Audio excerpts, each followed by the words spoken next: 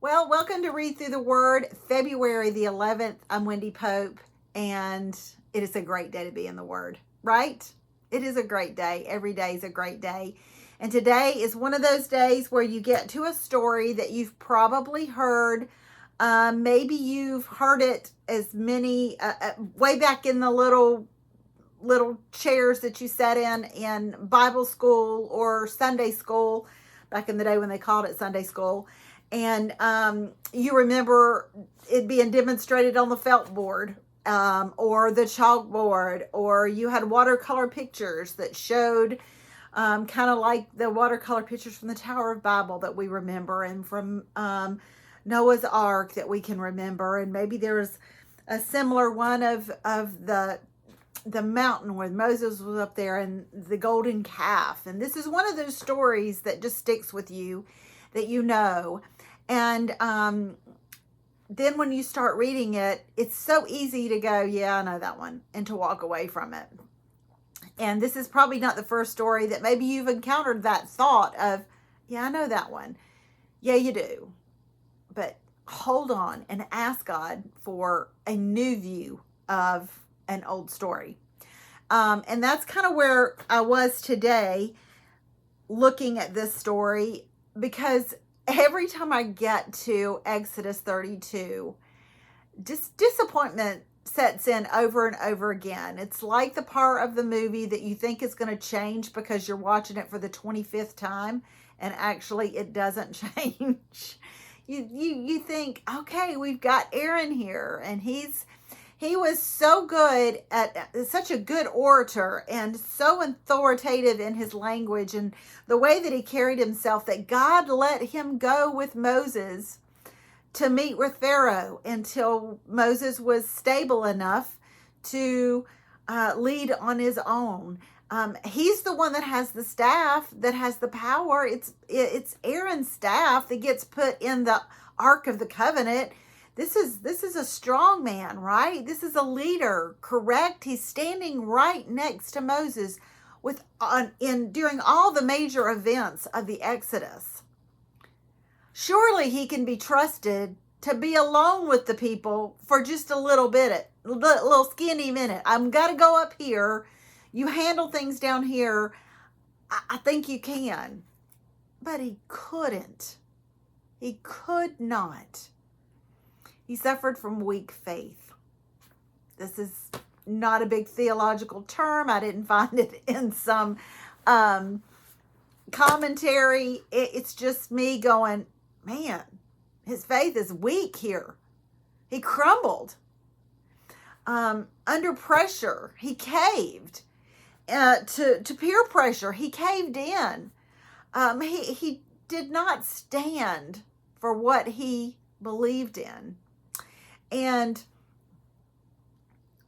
here's what I see is we could have the deepest, most sincere desire to serve God in some great capacity of ministry.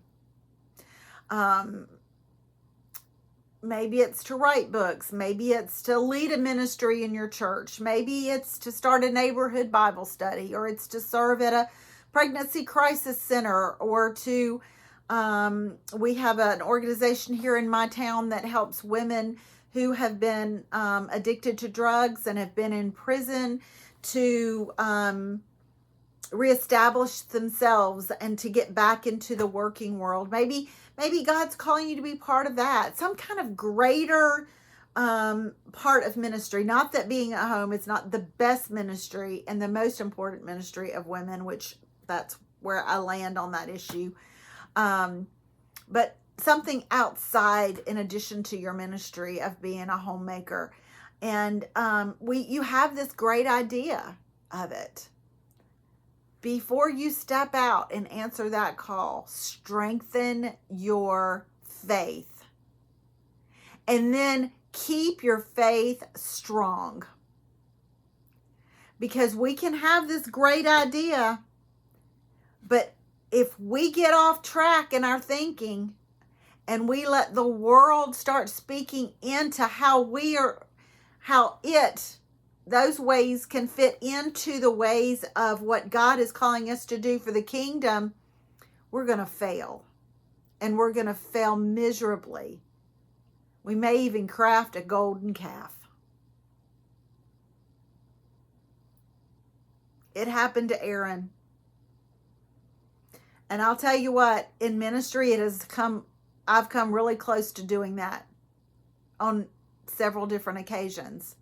I lost sight. I got carried away and caught up in how the world would define success and how that could just fold over into my desire to do something greater for the kingdom of God.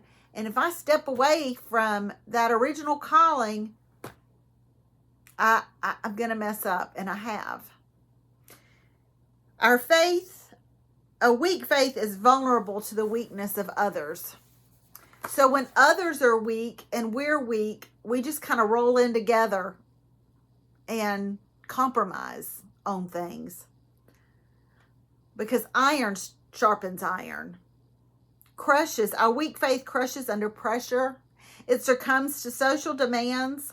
Weak faith follows their own way when God delays, and turns to other gods when God disappoints.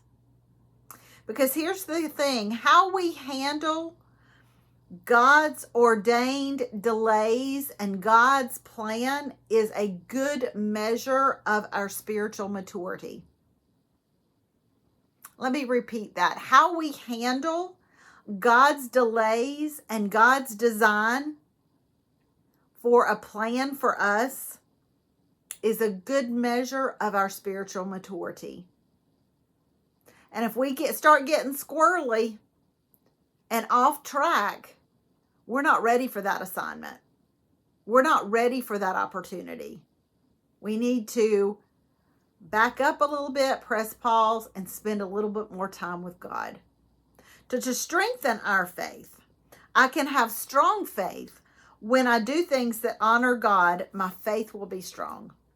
When I spend time with God in prayer and His Word, my faith will be strong. My faith will be strong when I seek to build and fill His kingdom rather than the earth and all that involves. And my faith will be strong when I yield to Spirit's guidance instead of my own flesh. Think about these things when you have an opportunity to have a greater calling on your life, something right outside your closest area of ministry. Am I truly strong enough in my faith? There is nobody will,